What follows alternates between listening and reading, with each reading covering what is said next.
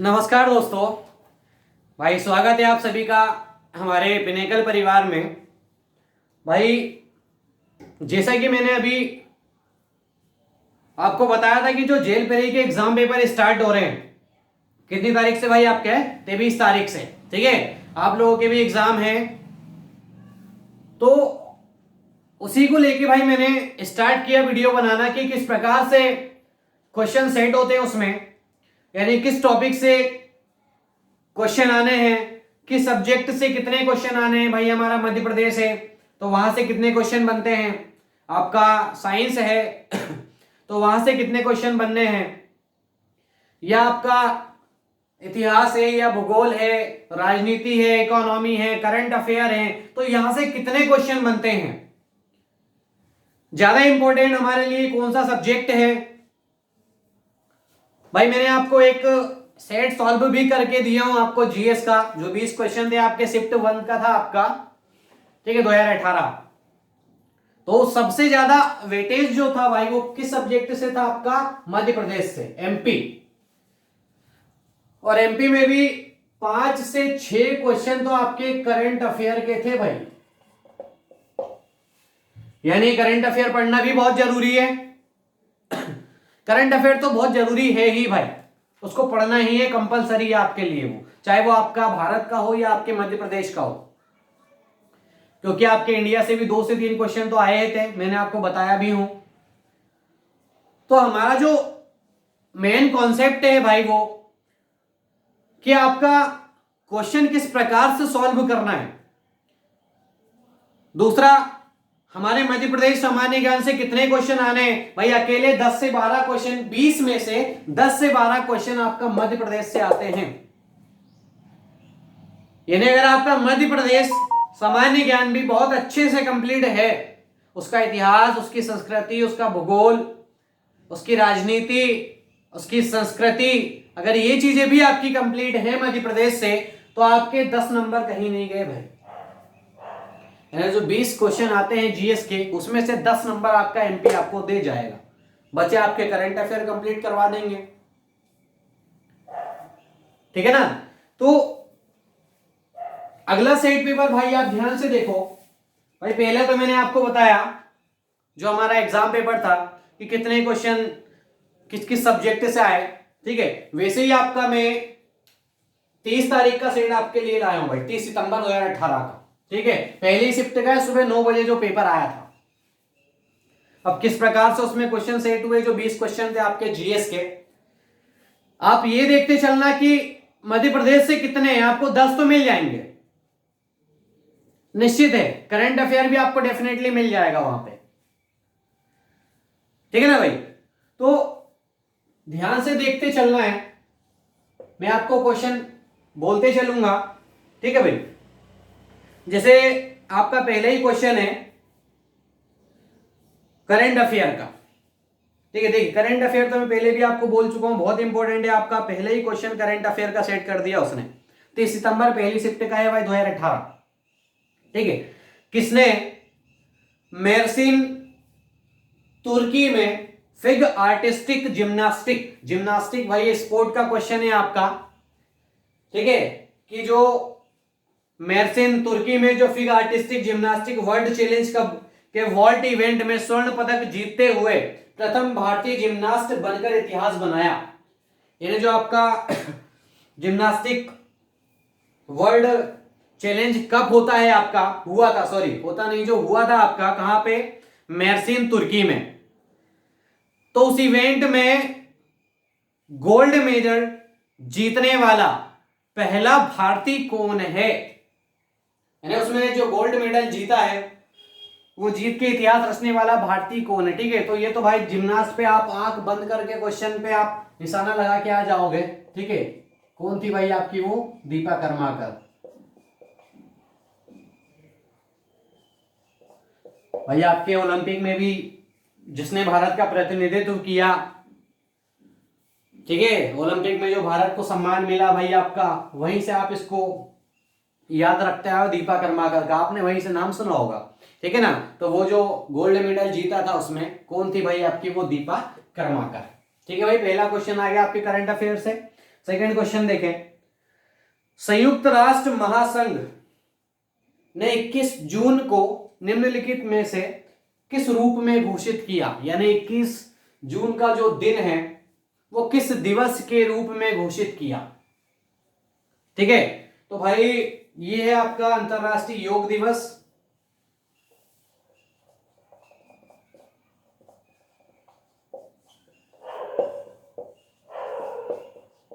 अंतरराष्ट्रीय योग दिवस, देखो अंतरराष्ट्रीय योग दिवस की जो पहल थी वो हमारे प्रधानमंत्री नरेंद्र मोदी जी के द्वारा प्रस्ताव रखा गया था अंतरराष्ट्रीय संघ के सामने, जो आपका संयुक्त राष्ट्र संघ है उसके सामने जो प्रस्ताव रखा था अंतरराष्ट्रीय योग दिवस का, वो नरेंद्र मोदी जी द्वारा रखा गया था। और उसी प्रस्ताव को देखते हुए जो आपका महासंघ है, अंतरराष्ट्रीय जो संयुक्त राष्ट्र संघ है, उसने इसको 11 दिसंबर 2014 को मंजूरी भी दे दी। कब? 11 दिसंबर 2014 को अंतरराष्ट्रीय योग दिवस के रूप में। ठीक है, कौन सा दिन आपका? 21 जून। तो पहल की शुरुआत किसने की थी? आपके नरेंद्र मोदी जी ने। ठीक है भाई, चलिए अगला क्वेश्चन, निम्नलिखित में से किस सिंचाई प्रणाली पर मध्य प्रदेश सिंचाई क्षमता सुधार परियोजना केंद्रित है? यानी हमारे मध्य प्रदेश की जो सिंचाई सुधार प्रणाली है वो कौन सी परियोजना पर केंद्रित है? ठीक है, तो हमारे मध्य प्रदेश की जो सिंचाई क्षमता सुधार परियोजना है वो कुंडलिया सिंचाई परियोजना पर केंद्रित है। कुंडलिया सिंचाई परियोजना पे भाई, क्योंकि ये जो आपकी कुंडलिया परियोजना है, सिंचाई परियोजना है, इससे हमारा जो राजगढ़ और आगर मालवा जिला है वहां 1.25 लाख हेक्टेयर भूमि सिंचित है। इससे राजगढ़ और आगर मालवा की भाई 1.25 लाख हेक्टेयर भूमि सिंचित है इस परियोजना से। और इसी को ध्यान में रखकर हमारे राजगढ़ जिले में कुंडलिया बांध भी बनाया गया, जिसका लोकार्पण 2018 में हुआ था। आपके शिवराज सिंह चौहान जी ने किया था, हमारे जो मुख्यमंत्री थे, अभी फिलहाल में भी वही हैं। तो उन्होंने कुंडलिया बांध का लोकार्पण भी कर चुके हैं 2018 में। तो हमारे मध्य प्रदेश की जो सिंचाई सुधार क्षमता परियोजना है वो इसी परियोजना पे केंद्रित है भाई। आपका कौन सी परियोजना पे? कुंडलिया सिंचाई परियोजना। आगे समझ में?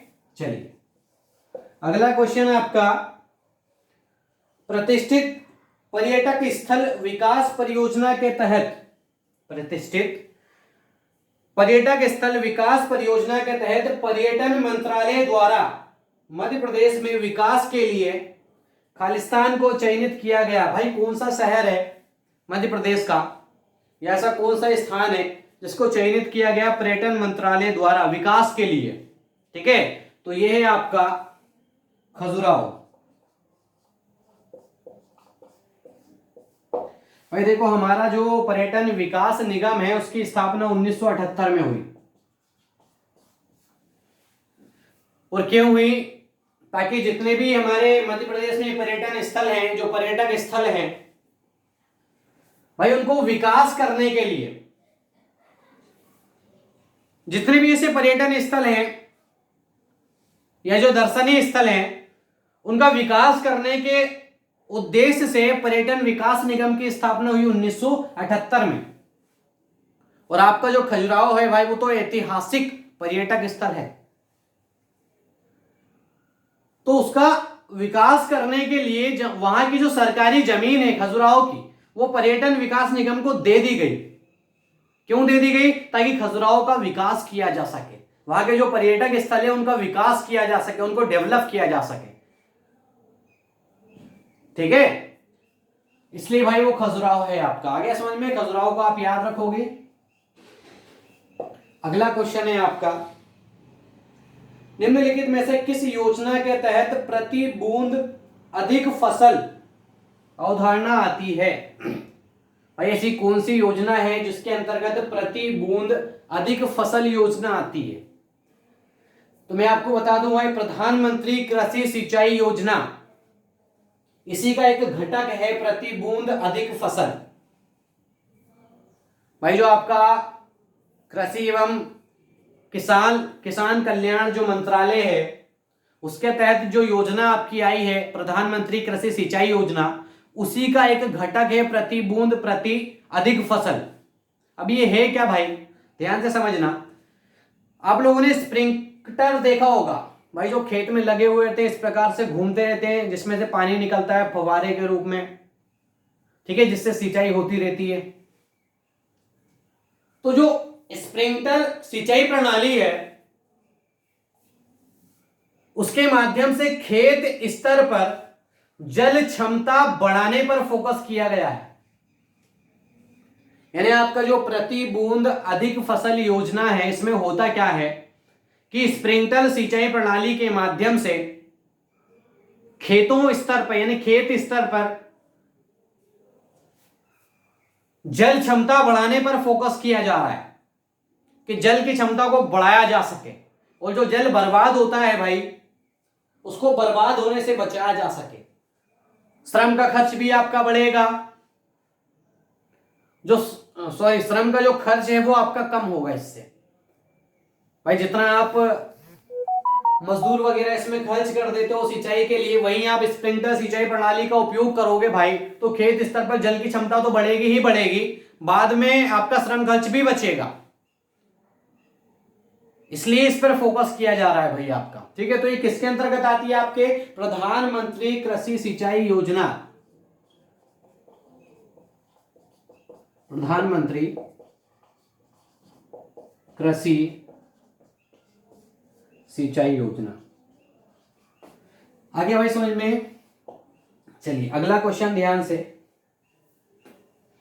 2018 में मरणोपरांत किस सर्वश्रेष्ठ अभिनेत्री को राष्ट्रीय पुरस्कार से सम्मानित किया गया? 2018 में मरने के बाद भाई, मरणोपरांत किस सर्वश्रेष्ठ अभिनेत्री को राष्ट्रीय पुरस्कार से सम्मानित किया गया? मरने के बाद मतलब ही क्या है भाई, फिर इंसान तो मर ही गया, ठीक है। 2018 में, अरे खूब न्यूज भी चली थी, आप लोगों ने सुना होगा, श्रीदेवी, इनको राष्ट्रीय पुरस्कार से सम्मानित किया गया था मरणोपरांत, ठीक है। देखा होगा इनकी लड़की गई थी पुरस्कार लेने के लिए, ठीक है। तो आप ये याद रखोगे श्रीदेवी जी, ठीक है।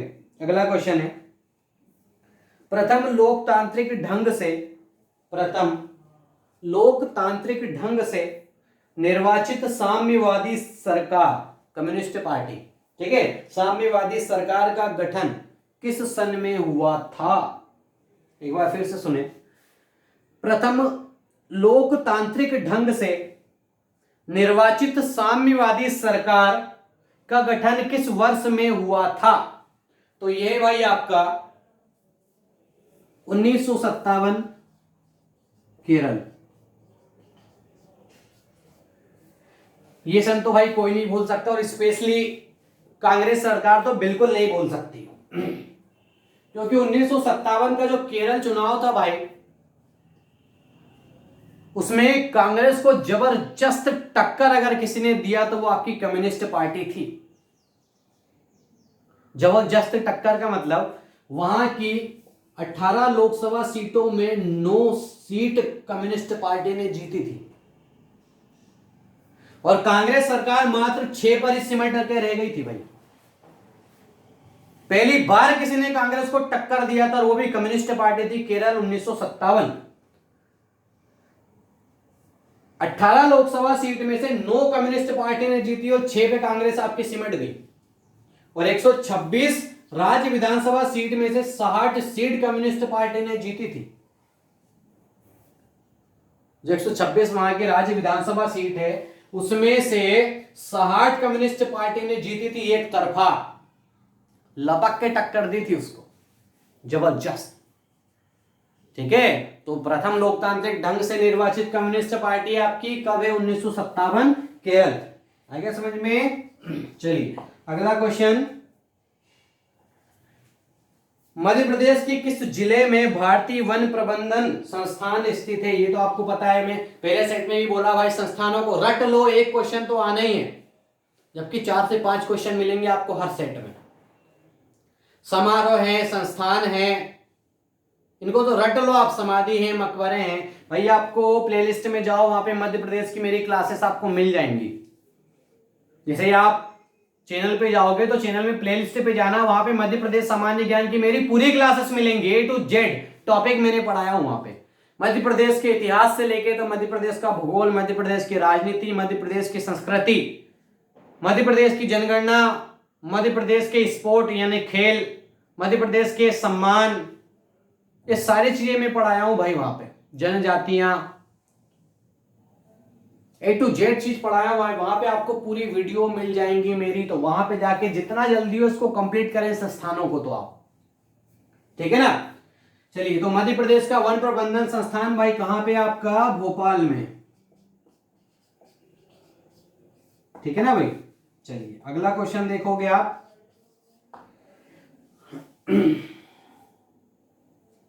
9वें नंबर का क्वेश्चन है आपका, अंतरराष्ट्रीय योग दिवस 2018 का विषय था। करंट अफेयर आ गया फिर आपका कि अंतरराष्ट्रीय जो योग दिवस है भाई, मैं पहले ही बता चुका हूं। देखो सेकंड नंबर का क्वेश्चन है आपका 21 जून, ठीक है। तो अंतरराष्ट्रीय जो योग दिवस मनाया गया था 21 जून को 2018, तो उसका विषय क्या था? करंट अफेयर वालों को पता है भाई, शांति के लिए योग, मतलब योग करो लेकिन किसके लिए भाई? शांति के लिए, ठीक है भाई, पीस। तो जो 2018 में अंतरराष्ट्रीय योग दिवस सेलिब्रेट किया गया 21 जून के दिन, उसका विषय क्या था भाई? शांति के लिए योग। आइए समझ में, ठीक है ना भाई।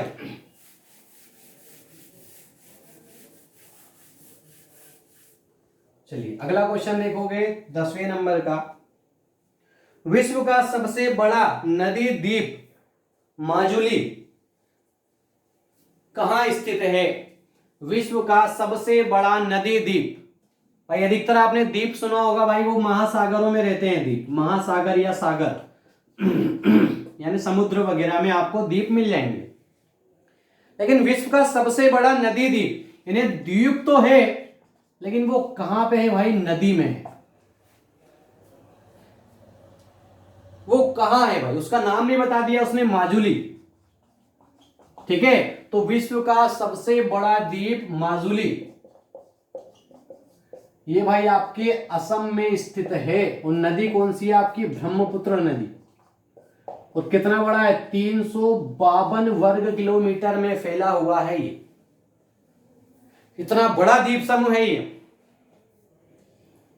352 वर्ग किलोमीटर में फैला हुआ है आपका माजुली द्वीप, असम राज्य में ब्रह्मपुत्र नदी में स्थित है भाई ये।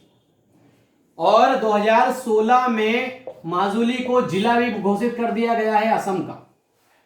असम का जिला है भाई माजुली। कब घोषित हुआ? 2016 में। तो विश्व का सबसे बड़ा जो द्वीप है माजुली, वो कहां पे? आपका असम में है। आ गया समझ में? चलिए अगला क्वेश्चन देखोगे, कड़कनाथ मांस जिसे हाल ही में जीआई टैग मिला, कड़कनाथ मांस जिसे हाल ही में जीआई टैग मिला, वो मध्य प्रदेश के किस जिले की विशेषता है? कड़कनाथ मुर्गा आपने सुना होगा भाई, अरे ये तो सभी को पता है भाई, झाबुआ जिला, ठीक है। क्वेश्चन में अलीराजपुर, अगर अलीराजपुर ऑप्शन में हो तो अलीराजपुर पे टिक लगाओगे, दोनों ऑप्शन एक साथ नहीं मिलेगा, ठीक है। तो भाई वो आपका किस जिले की विशेषता है? झाबुआ जिले की, कड़कनाथ मुर्गा, कड़कनाथ मांस, ठीक है। अगला क्वेश्चन, मध्य प्रदेश के किस जिले में भारत की एकमात्र मशीनीकृत हीरा खदान है? मध्य प्रदेश के किस जिले में, जैसे हीरे का नाम आता है तो सबके जुबान पे एक ही नाम आता है, पन्ना, हीरा पन्ना, ठीक है। तो मध्य प्रदेश के किस जिले में भारत की एकमात्र मशीनीकृत, अरे पूरे एशिया की एकमात्र मशीनीकृत खदान है हमारे मध्य प्रदेश में, पूरे एशिया की। कहां पे? और वो आपके पन्ना में। यहां हर साल 50 से 55 करोड़ के हीरों का व्यापार होता है हर साल। 50 से 55 करोड़ के हीरों का व्यापार होता है हर साल, यहां से पन्ना से आपके।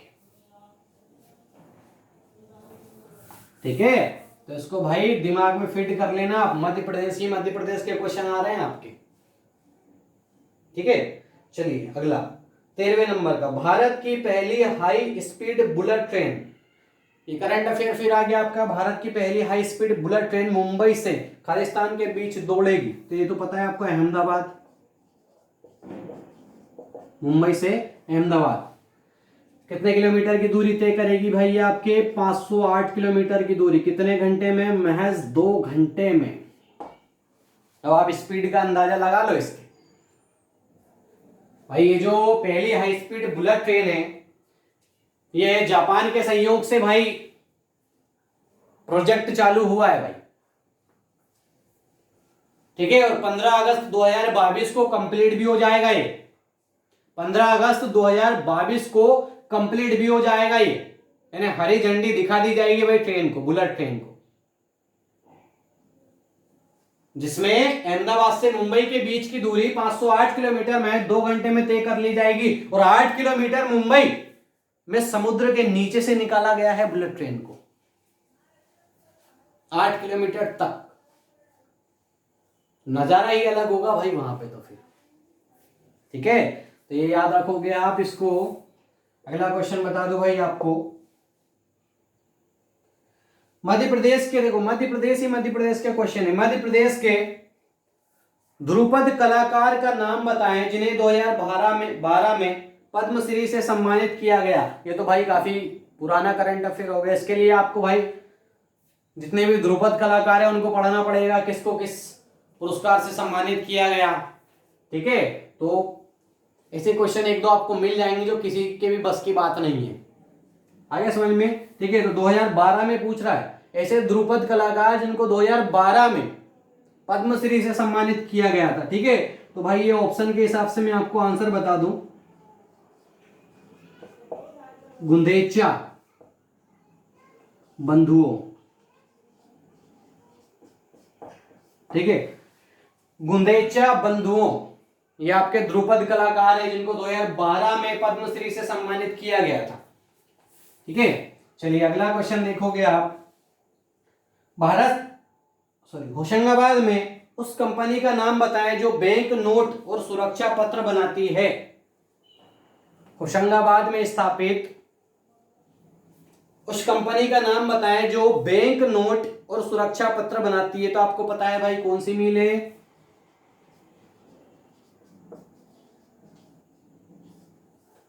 सिक्योरिटी पेपर मिल। ठीक है, तो देख लो भाई आपका 1 2 3 4 5 और 5 उधर 10 क्वेश्चन तो भाई आपके एमपीसी सेट हो गए। भाई मैं पहले भी सेट आपको सॉल्व करवा चुका हूं। ये भी आपका 30 तारीख का शिफ्ट 1 का क्वेश्चन पेपर सॉल्व करवाया भाई मैंने आपको जीएस का, और आगे भी करवाता रहूंगा भाई मैं आपको। तो वहां पे आप देखोगे सबसे ज्यादा अगर क्वेश्चन बन रहे तो आपके मध्य प्रदेश से बन रहे और करंट अफेयर से। एक आध क्वेश्चन आपको भूगोल वगैरह का टच हो गया तो ठीक है, बाकी करंट अफेयर और मध्य प्रदेश तो आपको पढ़ना कंपलसरी ही है। मध्य प्रदेश और करंट अफेयर कंप्लीट है तो 20 में से 15 क्वेश्चन आपसे भाई कोई नहीं रोक सकता। 15 नंबर आपके डेफिनेटली वहां पे पक्के हैं। आगे समझ में? ठीक है, तो भाई कंटिन्यू बने रहें, और अगर आप नए हो तो चैनल को सब्सक्राइब करें और वीडियो को भाई ज्यादा से ज्यादा शेयर करें, ताकि जितने भी तैयारी कर रहे हैं अभी जेल प्रहरी की उन लोगों तक वीडियो भाई पहुंच सके और वो लोग भी भाई वीडियो को देखें। समझ में आए कि किस सब्जेक्ट से कितने क्वेश्चन आते हैं, किस प्रकार के क्वेश्चन आते हैं। आगे भाई समझ में? चलिए धन्यवाद।